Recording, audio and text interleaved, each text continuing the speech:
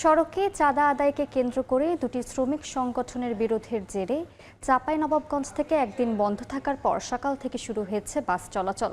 বিস্তারিত জানাতে যুক্ত হচ্ছেন সহকর্মী জাহাঙ্গীর আলম। সরাসরি যাচ্ছি তার কাছে।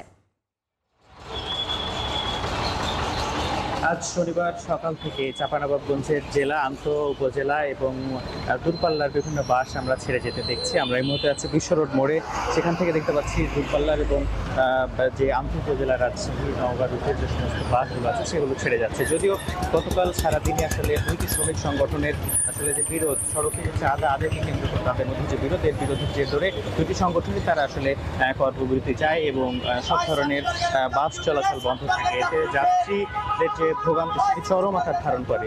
এর প্রেক্ষিতে আসলে স্থানীয় জনপ্রতিনিধি এবং প্রশাসন দুটি সংগঠনকে নিয়েই আসলে আলোচনায় বসেছিলেন গতকাল রাতে। এরপরই সিদ্ধান্ত আসে যে তারা আসলে তাদের যে ধর্মঘট, তাদের যে কর্মবিরতি সেটি তারা আসলে প্রত্যাহার করেছে। এবং সকাল থেকে আমরা দেখছি যে ঢাকা, চট্টগ্রাম, রাজশাহী রুটের বিভিন্ন যে বাসগুলো রয়েছে সেগুলো চালু হয়েছে। আমরা যদি বলি একটু যে এই দুটি সংগঠন হচ্ছে চাঁপাইনবাবগঞ্জ জেলা ট্রাক ট্রাঙ্কলরি কাভার্ড ভ্যান শ্রমিক ইউনিয়ন এবং চাঁপাইনবাবগঞ্জ জেলা মোটর শ্রমিক ইউনিয়ন। এই দুটি সংগঠনের মধ্যেই মূলত বিরোধ, এবং তাদের বিরোধের অন্যতম প্রধান কারণই হচ্ছে আসলে সড়কে যে চাঁদা তারা উত্তোলন করে। যদিও জেলা ট্রাক ট্রাঙ্কলরি কাভার্ড ভ্যান শ্রমিক ইউনিয়ন বলছে যে আসলে তারা দীর্ঘদিন ধরেই শ্রমিকদের উন্নয়নের স্বার্থে সড়কের বিভিন্ন পয়েন্টে তারা চাঁদা আদায় করে এবং শ্রমিকদের কল্যাণ তহবিল হিসেবে তারা এটাকে চিহ্নিত করছে।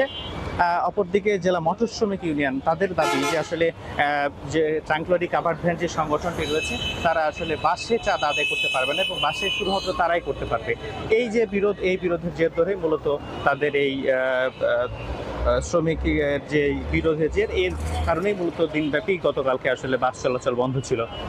গতকাল রাতেও যখন হরিপুর এলাকাতে এই বিষয়টি নিয়ে একটি সমাধানের জন্য তারা বসেছিল, সে সময় আমরা দেখেছি যে রাতের বেলা ককটেল বিস্ফোরণের ঘটনা ঘটেছে। তো এই মুহূর্তে আসলে বাস চলাচল স্বাভাবিক রয়েছে চাঁপাইনবাবগঞ্জ থেকে। এ ছিল আমার কাছে সর্বশেষ। যুক্ত ছিলাম চাঁপাইনবাবগঞ্জে।